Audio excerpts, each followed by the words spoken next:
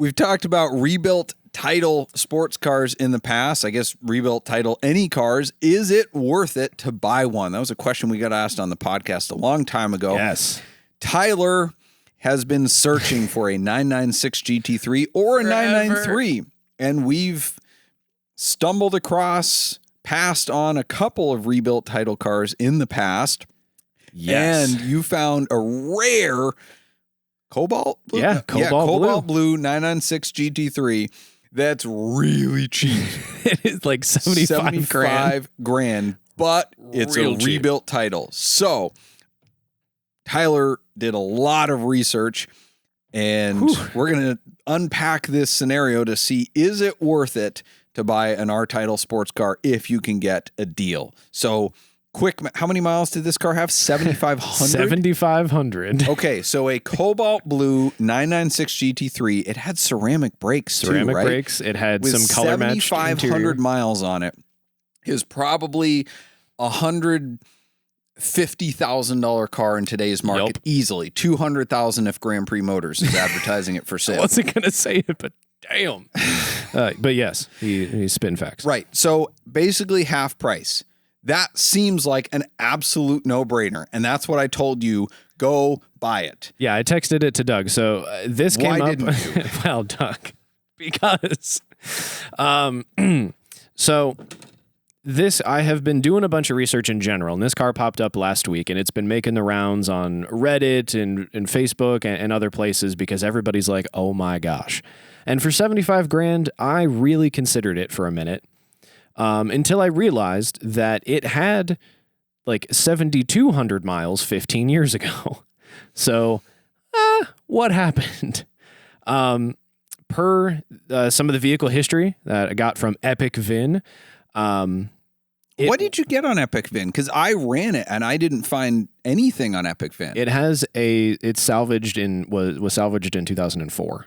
Okay. And then I think it was either salvaged again in 2008 or rebuilt, because there's a weird title thing there where I think the title transitioned to a rebuilt title. I think that was it as well, because when I looked at Carfax, it wasn't re-salvaged from what I could tell. It was just like it sat for a long time while it was getting fixed and converted, and then a rebuilt title. So it wasn't double wrecked. Yes. So interesting things with this car. It has the Carrera deck lid, so there's no wing. It also has the touring. Yes.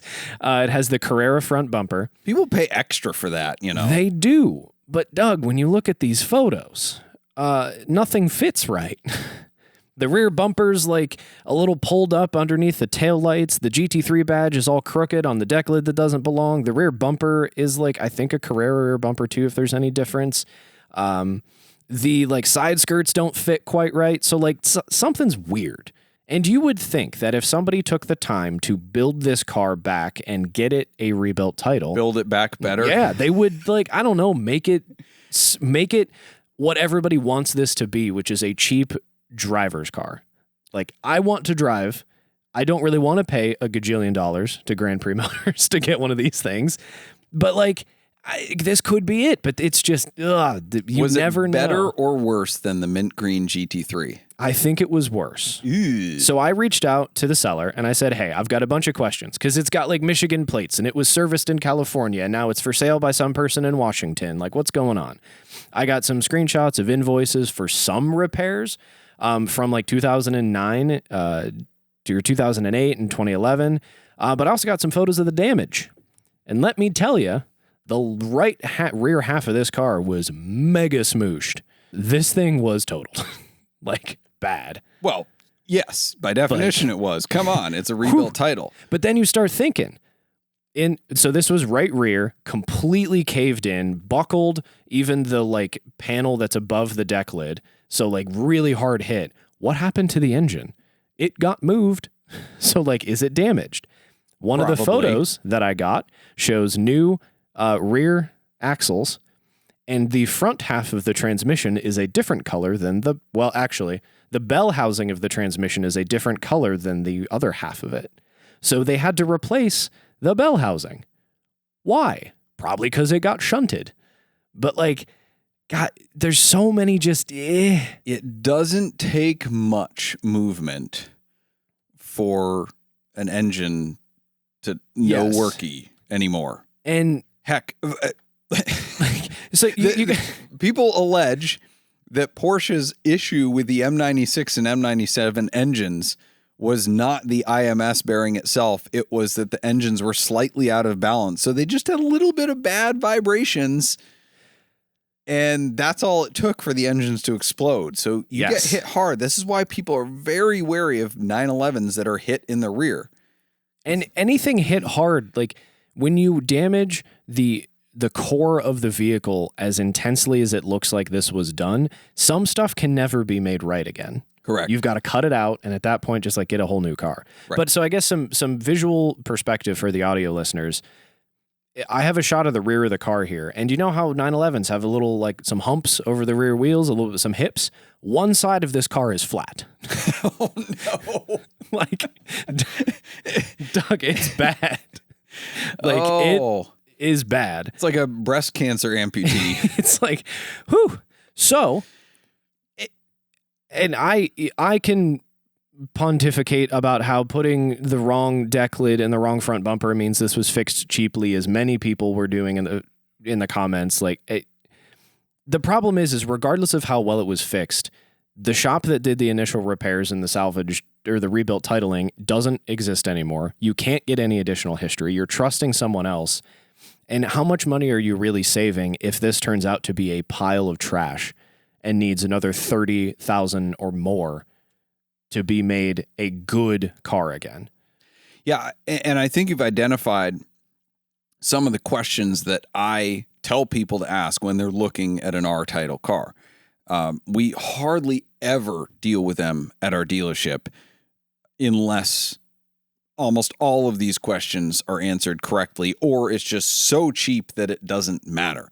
You might say at half price, it doesn't matter, but it's only half price of what a low mileage, rare color ceramic brake GT3 would be. So if you throw those things out the window because low mileage and options don't matter on an R-Title car, if you said, okay, well, what's a regular GT3 that's a driver quality car? $90,000 to $100,000. So you're really only saving, let's say, 25%. Yes. And in that economy, it's not worth it. But I always ask, one, how long ago was it wrecked?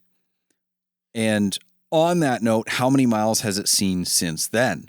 Because that's important to say, okay, is this car good enough? Was it fixed well enough so that it's operating, functioning properly without, stuff that was corners that were cut rearing their ugly head?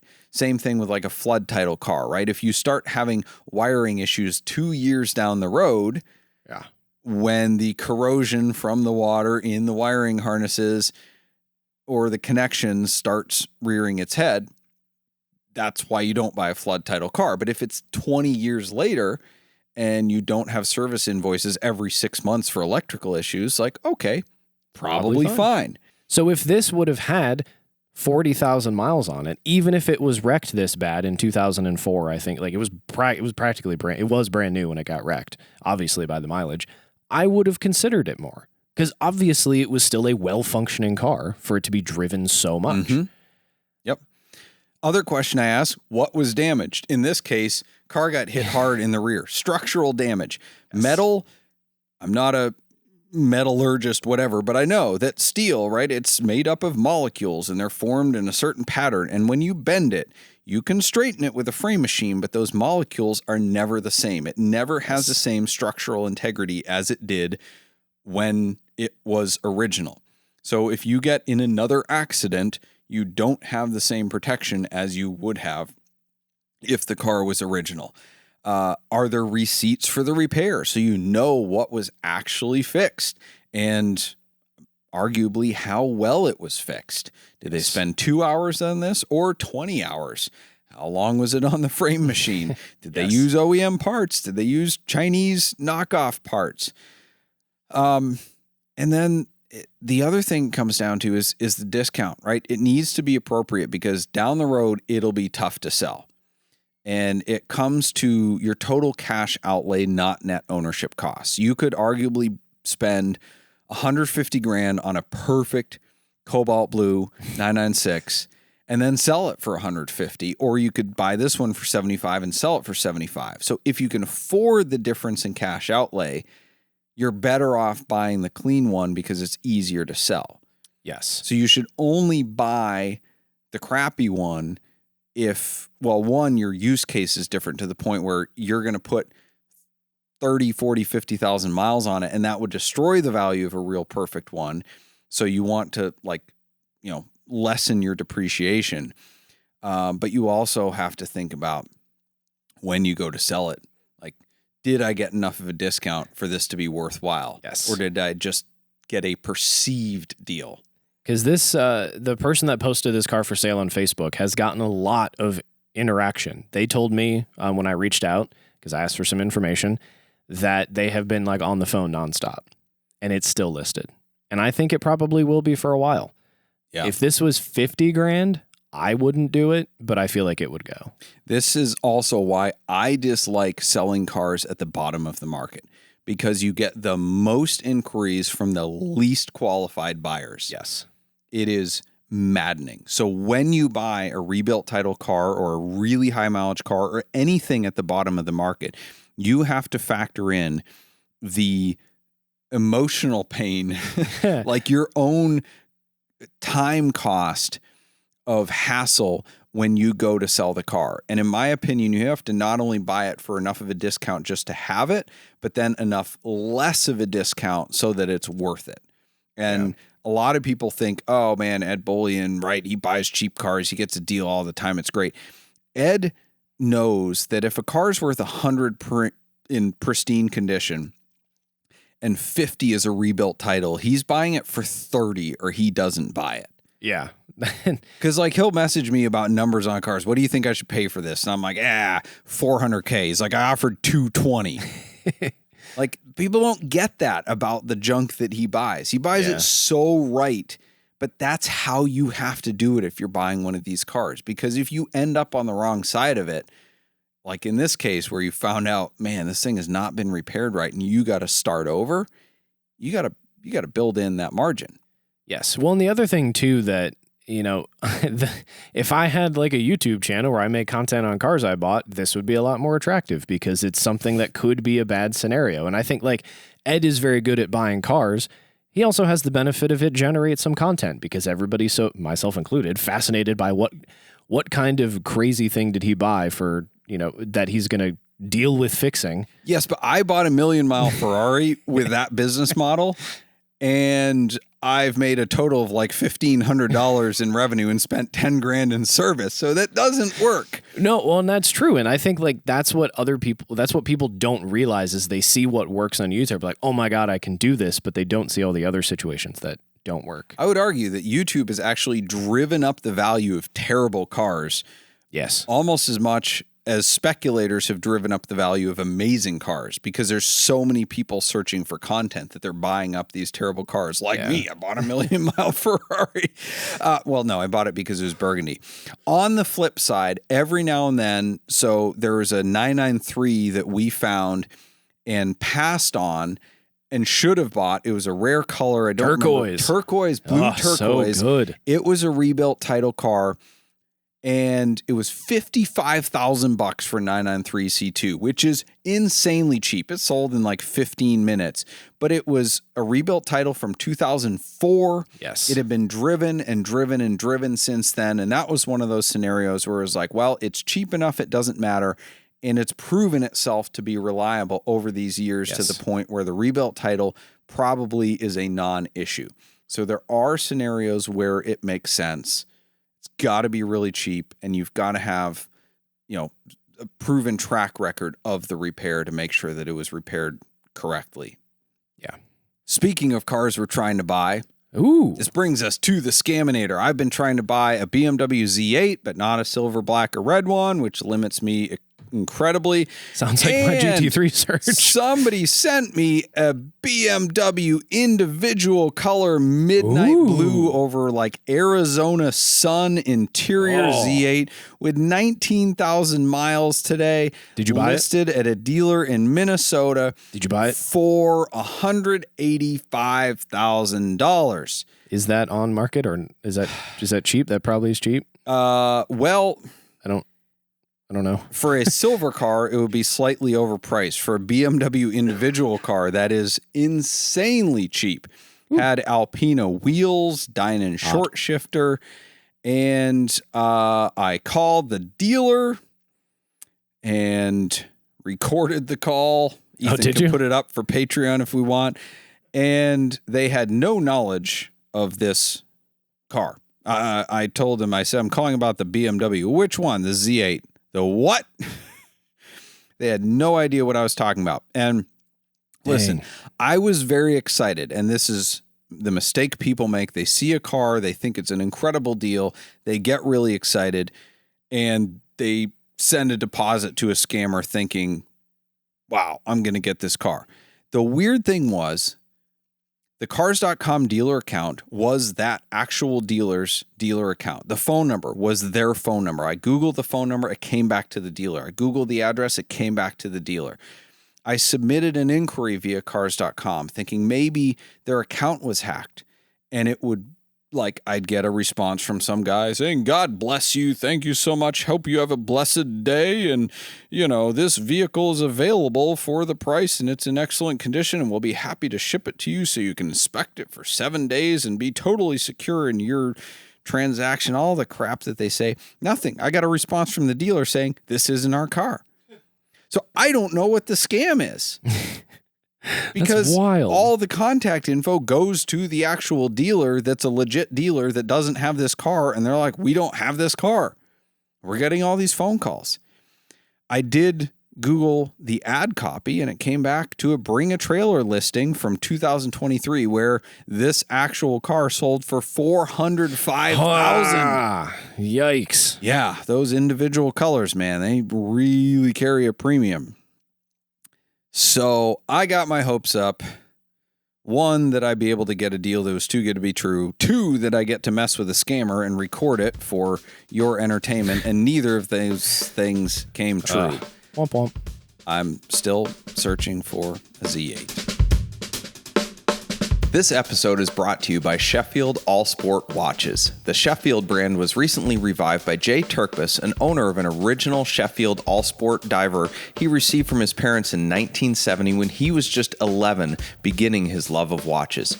As an adult, Jay used his extensive expertise in product development and marketing to revive the brand that started it all. He set out to develop watches with a high level of quality and specification at a value price.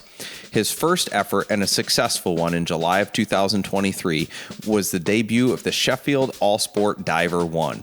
It had the kind of build and movement that much more expensive watches use, and his debut price of $108 was equivalent to the $13 his parents paid back in 1970.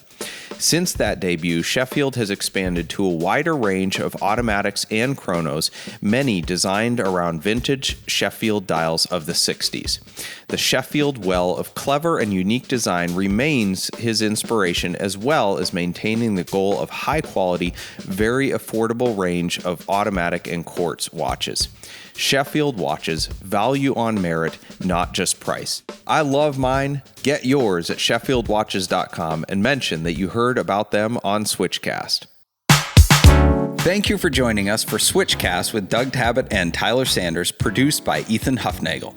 Switchcast is an automotive entertainment and opinion show, and nothing we say should be taken very seriously. We do not give tax, investment, legal, emotional, or professional advice, and the only licenses we hold are driver's licenses.